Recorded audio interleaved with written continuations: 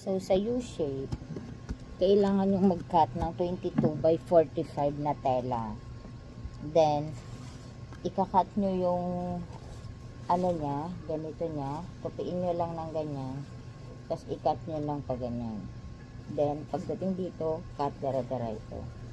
Ito naman sa taas, lalagyan natin siya ng zipper para dito natin ilagay o ipapasok yung ating fiber. Dito natin ilalagay. So, start tayo dito sa isa. Paghiwalayin nyo sila, no? So, ang paglagay ng zipper front, ito na taba, ito front.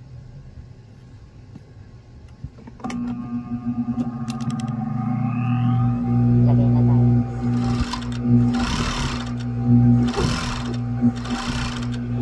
Dahan-dahan lang. Ano yun?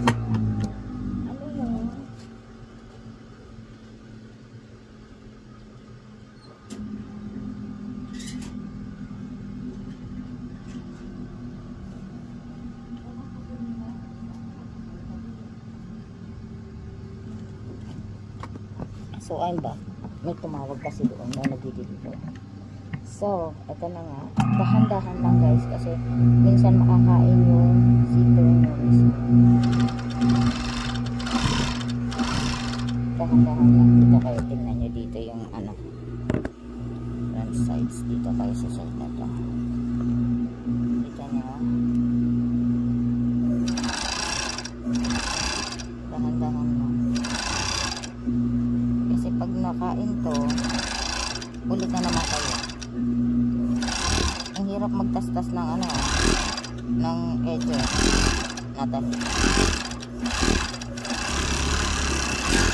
Kaya huwag yung hayaang magtastas kayo, no?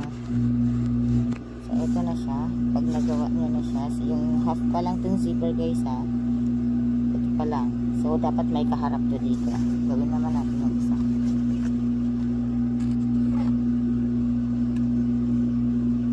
Same process. Naka-front ito nakadapa.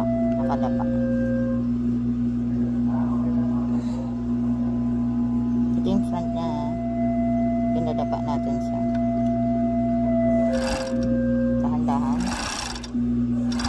Naka-support yung kamay.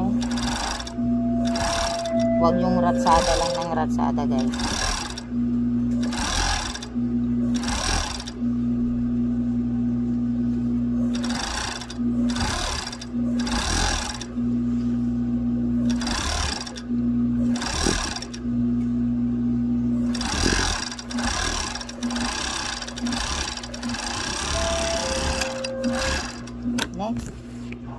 Next ang gagawin guys. So, meron na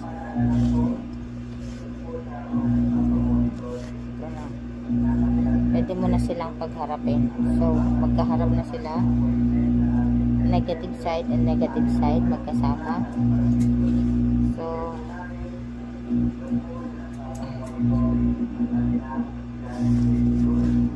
pagdudugtungin mo na, ito na yung ano. So, ngayon, maglagay na tayo ng zipper. Paglagay ng zipper, syempre paharap kasi ganyan naman talaga siya.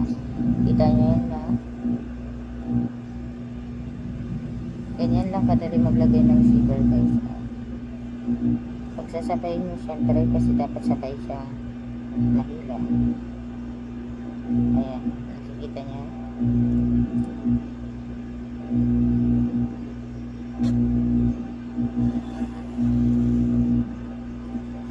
So ito hindi pa yung tapos kasi yung mga gilid hindi pa natatahi guys. So ngayon kailangan yung tignan kung ganito siya.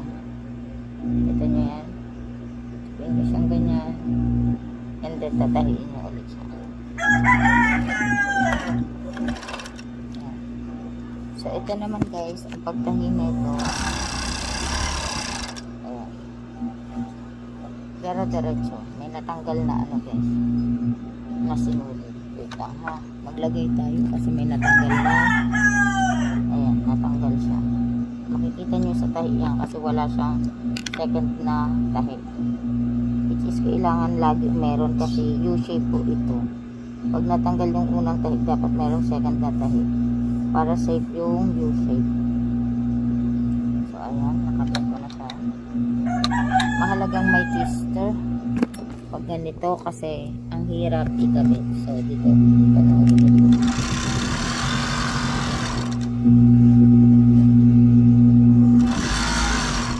ito ang tahi ng walang doble. Ito ang sinasabi ko sa inyong tahi na may doble. Mahalaga yan kasi pag natanggal yung tahi sa unahan, at least meron pa kayong pangalawang tahi.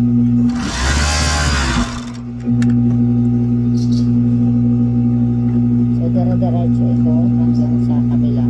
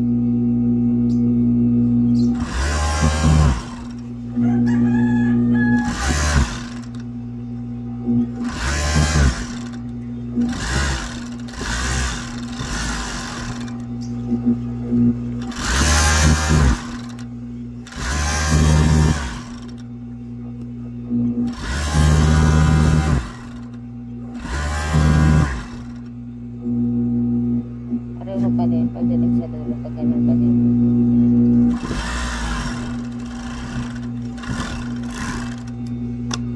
So ito na siya. Buksan mo para makuha dito.